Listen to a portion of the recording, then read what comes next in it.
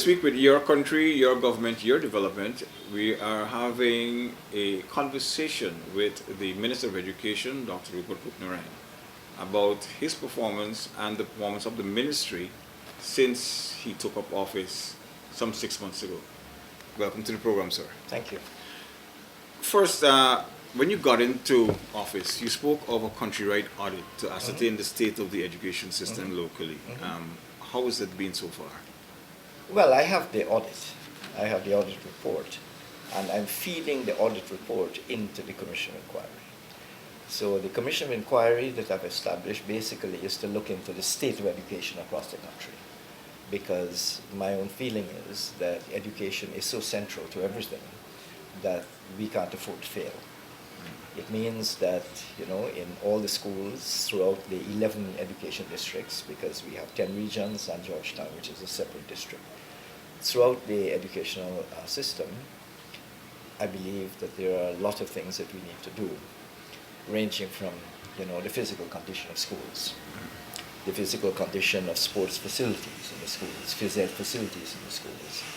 These are things we need to address and address urgently. But these are the simple matters to my mind. These are, a question of making an assessment of the physical condition and try to move, the budget and so on that will be required through the cabinet. And there's no resistance in the cabinet to upgrading the entire education system, none whatsoever, because I think that the cabinet is convinced, as I'm convinced, that if we don't fix the educational system and get it right, then nothing else will work, because education is so central to everything else. Everything else flows from that. Absolutely. So we have the issue of, getting, for instance, right from the beginning I said, look, I don't want an education system that is just concentrating on children regurgitating information. We have become great at regurgitation. We have all these, impressive exam figures and so on. But for me, the education of the child is a far more complicated matter, because you're dealing with the growth of a child, and that growth has to take in, art, culture, music, and so on. So one of the things I wanted to see is I really want to see children singing in school again. Well, this brings you to the next question. You're moving to reintroduce music into schools. I think some schools already had music programs. Yes, they did. And sports as a subject. How's that going? Well, I think to the extent that they have schools that do it, I haven't been able to make as careful an assessment of the performance so far. But what I know is that sports and music, I believe, they need to be integrated really into the curriculum. They're not something you do when you have time, or something you put aside for Friday afternoons, but it's something that is integrated, that we get the children singing again in the schools that are already, have active music programs. That's absolutely great, and we should emulate those schools and develop it throughout. Sports as well, it's shocking to me. I went to school at the time when, we had the 3 cricket pitches active on QC ground. I pass now, and frankly, even a self-respecting cow would hesitate to enter a pasture like that. So my interest is seeing all of these facilities being refurbished. And I would like, every single school to have, the capacity and the wherewithal and the physical requirements to ensure that phys ed and sports come back into the school in a big way. Because we need to get away from the idea, frankly, that school is all about passing examinations. You're looking for well-rounded students. School is also about passing examinations. It's very important to pass them. Right. But it cannot be all that you're doing. So yes, well-rounded students, we're talking about producing 21st century citizens. 21st century citizens means that we have to really intensify our work and our efforts in relation to, smart classrooms, for instance. Getting children really trained to use tablets, to use the computers. If you look and see what is happening in relation to educational technology across the world, you realize how far behind we are. We have a great deal to do. We have some catching up to do. A lot of catching up, and I mean, for us to enter the 21st century in the sense that I'm meaning it, which is really to have, already the children are ahead of their parents, and the children are ahead of the teachers in this regard. And you really want to bring the classrooms to meet the children. Okay. The children already have this interest. They go home, they're very adept at what they're doing. Using social media and the computers to do what they have to do, Correct. yes. Correct. Okay. Now, the National Youth Policy, the Mhm. draft was completed. I guess this will take all of that, as you mentioned before, into consideration also. Yes, national youth policy. You know, the youth policy has been derived from consultations. I mean, you know, my own view on this. I had a meeting with the sports people only very recently at the Olympic group meeting, and I said to them then that, you know, to the extent that we need legislation, my understanding of how you arrive at legislation is really through consultation with the stakeholders. I mean, you have to have massive consultations. They have to be informed consultations, not just chatting for the sake of chatting, but really out of systematic consultations, you would then derive essentially the principles that will guide your legislation. If you don't do it this way, then the implementation becomes a real problem. It's no point making laws that don't have the full benefit of the widest consultation among the people who And they are must going be to relevant to those who will be affected by it. Absolutely. Right. And you know, you have to really begin with the work of getting the people who will be implementing this policy involved in the formulating of it. They must make the policy they have to implement, Okay. and half your work is done. Now, the new Central Advisory Board for Education, Mhm. how is that coming so far? Well, we have not really established it as yet. Okay. You see, one of the things that I'm doing is I'm going to be relying a lot on the findings of the Commission of Inquiry. Because the Commission of Inquiry will really, I think, establish for me what are the priorities right now. I think getting the Central Advisory Board in place is a priority for me. But I will see whether or not the COI believes it's a priority for them. Okay. And I'm going to really rely on the Commission, on the findings of the Commission. Because my view of the Commission is that it can't be sitting in Georgetown and holding these hearings. It's got to travel through the country. And that will take some time. It takes some time. I don't want it to take, more than 3-4 months. I don't want it to take, too much time, because some of the work we have to do, I believe, is urgent. So the sooner we can get started, the better. But I don't want to start in a higgly-piggly fashion. I want to start systematically. Okay. And I can only work systematically if what I'm attempting to do, which essentially is to implement a national educational reform program, if that reform is going to be evidence-based and data-based. So I need to accumulate the data, I need to accumulate the evidence before I can really begin to think about the formulation of policy. No, you said it within 3 to 4 months. Mhm. What's your time frame? What in your mind would be a good time frame for completion of this? Well, I would like this completed before commemoration. Commemoration is in May. Mhm. So we have, between now and May, and we're going to be very busy in the early months of the year, preparing for the commemoration activities, because, that comes under the ministry. Right. And, we want to really have a commemoration for 50th that is going to be, spectacular. And a lot of what we do is going to be driven by the needs of the commemoration activities in May. Mhm. So anticipate that for the first months of the next year, we're going to be very, very involved and preoccupied with commemoration preparations and activities. But that doesn't mean that everything else goes on hold. It doesn't. I mean, we have to work simultaneously with those things that are of a more long-term nature. But my feeling is that we've been here for 5-6 months, and I'll tell you that certainly as far as education is concerned, it's a question of feeling my way as I go. I haven't been able to visit as yet as many schools as I want to visit. I haven't yet been to the schools in the hinterland. And that for me is very important, because we have a big gap between the hinterland and the coast, and that's a gap which The president is committed to reducing. I'm committed to reducing. We have to bring the hinterland, out of, the kind of underdevelopment they're in, and bring them at least on par with what it is we're doing on the coast. And this is going to require a great deal of investment and energy. As we mentioned the hinterland, the president spoke about improving access Yes. for those who attend hinterland schools. How is the ministry helping to achieve that target? Well, one of the things that we were forced to do, that we did as far as the hinterland is concerned, because of the amount of traveling that's involved, the difficulty of the terrain. I mean, we're talking serious impediments to access.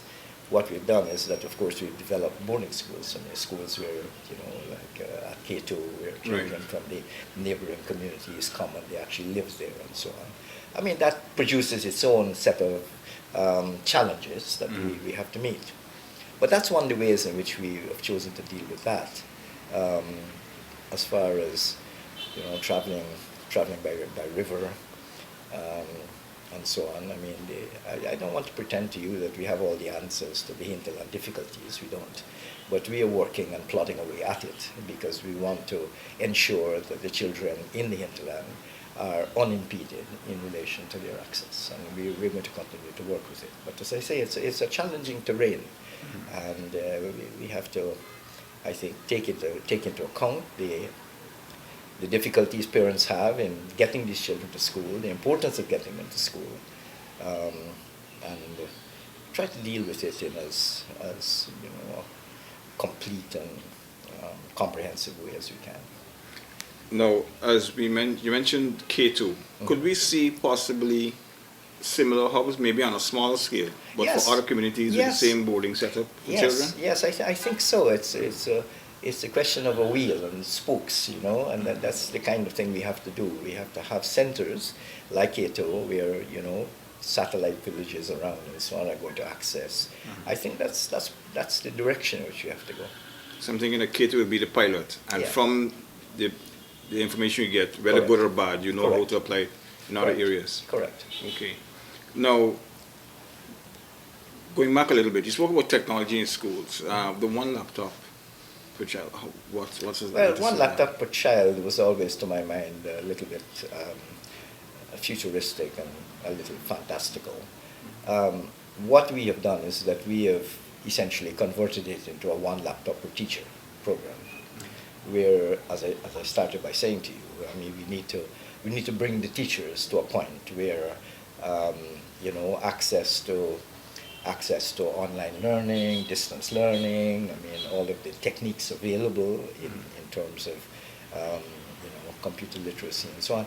We bring teachers really to a point where they can, as I say, catch up with the children, because a lot of the children are already there. I mean, as you must know, I mean, when I want to get my computer fixed, I mean, I turn to my 10-year-old grandson. I mean, who else is going to fix my computer? These things are really just very, very easy for them. They've grown up with it. For some of us who are, really produced by rather more ancient methods. The typewriter and so- whiteout. Yeah, we have a lot of learning to do. All right. You mentioned previously that you were looking to rejuvenate the PTA boards. Absolutely. I believe that, getting the PTAs vibrant and active is completely crucial. If we're going to get the kind of, environment that we are aiming for, I think the PTAs have to be fully partnering us in this process. The parents are key. And my own feeling is that we need not only to activate every single PTA in every single school, but we need to have, as we have a school board secretariat, we need to have a national secretariat for the PTA program. And increasingly, we have to rely on the PTAs to do a number of things. For instance, I wanted to ensure that we have flag raising in the schools. I think the children should raise the golden arrowhead every day. But to do that, you need flagpoles. Every school must have a flagpole. And a flag.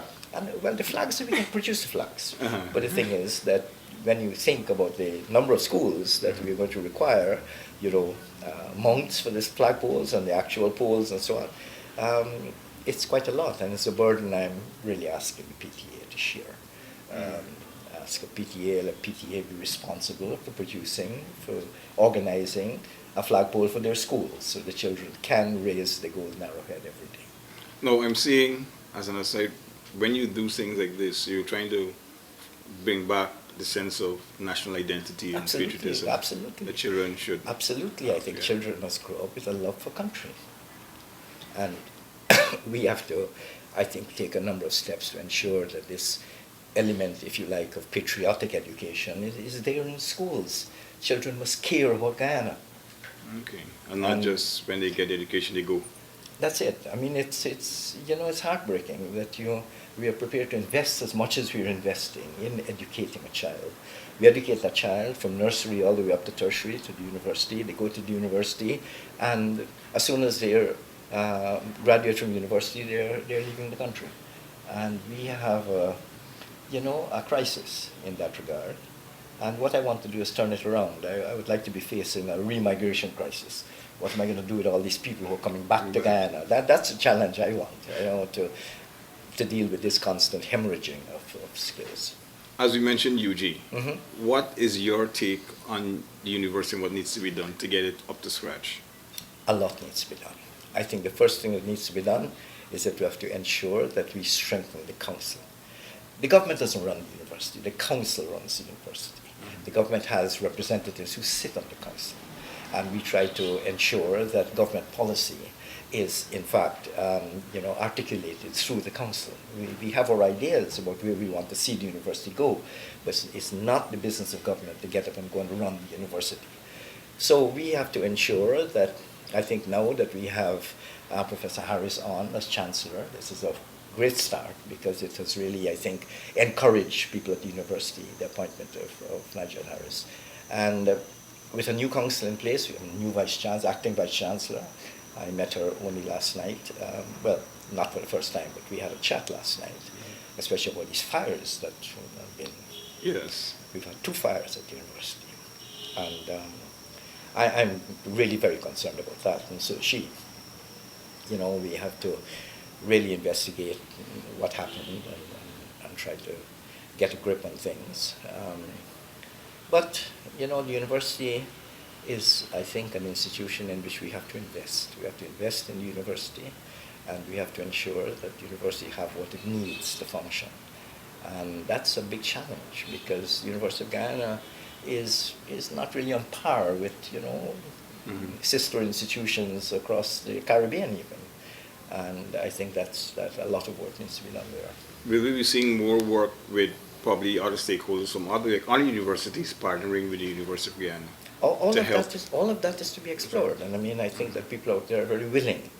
I met with the students a couple of days ago, and this was the students from UE, from St. Augustine, from Jamaica, from the University of Guyana, and so on. And the students were discussing some of what needs to be done from their point of view, and it was great because I was very, very encouraged by the level of integrated concern that the students had in relation to the universities.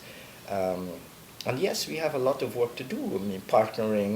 UG partnering with sister institutions around the world, not just in the Caribbean, but the Anton de Com in Suriname, the Brazilian University, and the Venezuelan University. We are well situated to take advantage of a lot of available talent and resources. Would we also see, say for instance, partnering with local entities? For example, say an engineering company might sponsor maybe a scholarship or 2 for an engineering class or something with the idea of feeding and building their own capacity. Absolutely. And in fact, I was talking to the people from Texella only this morning, and that's part of what we were discussing, in fact, how it is that industry can get more involved with the university. And really, it's no point, the private sector crying out to me that, man, the university is not producing what we need, and so on. And my answer to them is like, you know, what contribution are you making to the university to ensure that it can produce the kind of graduates that you need That you need. in your area? And you know, I think we need to think of the university. I'll tell you, for instance, I mean, it's a matter of some despair to me that if I need some expertise, I have to go somewhere and look for a consultant. And they have to pay. Why do I don't mind paying, but I'd really rather pay somebody from the University of Guyana. I mean, this is where I must get my consultants from. This is where I must get my expertise from. Mm-hmm. So the university really has to become a kind of, you know, a center of national capacity. I mean, we're, you know, when we need people, we're not fishing and going abroad. You go to university first, and then you look elsewhere. Absolutely, Okay. absolutely. Okay. And how would you rate your term in office so far, given all the challenges? I would say that it is. It's been a challenge, but it's also very satisfying. I mean, when I meet with students, or I meet with the teachers and so on, I recognize the challenges they face in every single classroom in the nation. There are challenges, but I feel that we're up to it. Okay. I do feel we're up to it, and I think that I would like to see, and I've said it publicly before, so I don't mind saying it again. We have to treat our teachers better. We have to reward them more. We have to make teaching really a vocation to which people aspire. I mean, and I am very disheartened when I meet discouraged and disheartened teachers. Well, I was coming to that because I think the union keeps pressing for more.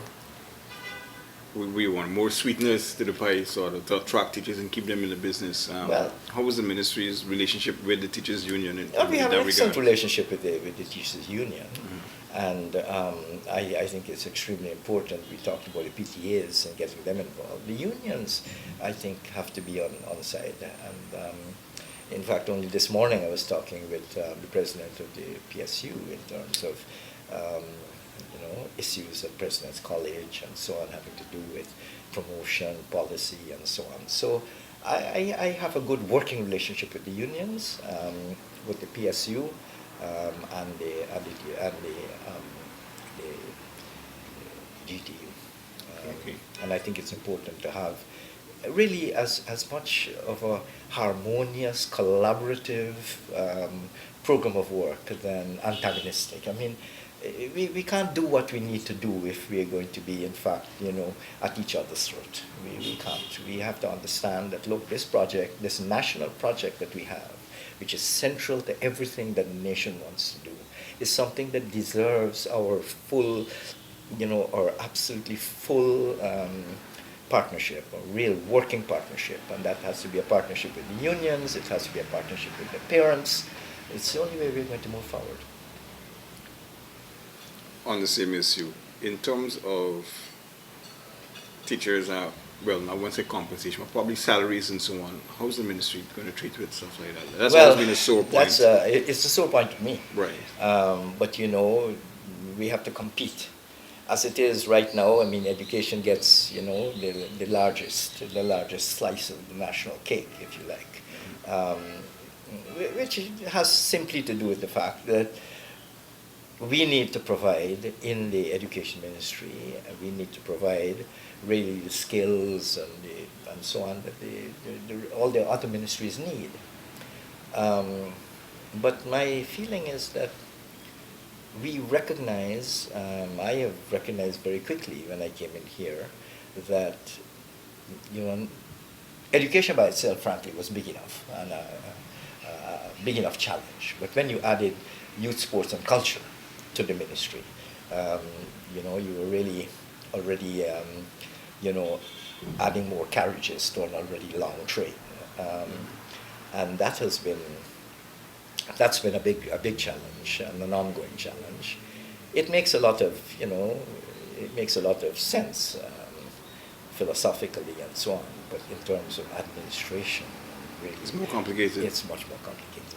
Okay. How is that meshing of the entities going now? There's been the reorganization. I think the as I say, I think we're on the right path, and I think that these are some new challenges, and we're assembling, I believe, a group of people, technical people, and so on, who are capable of advancing the program. So I think you should talk to me in about 3 or 4 months. I will do that. I'll give you a progress report. Okay. Yeah. This was Your Country, Your Government, Your Development. Paul McAdam, thanks for watching.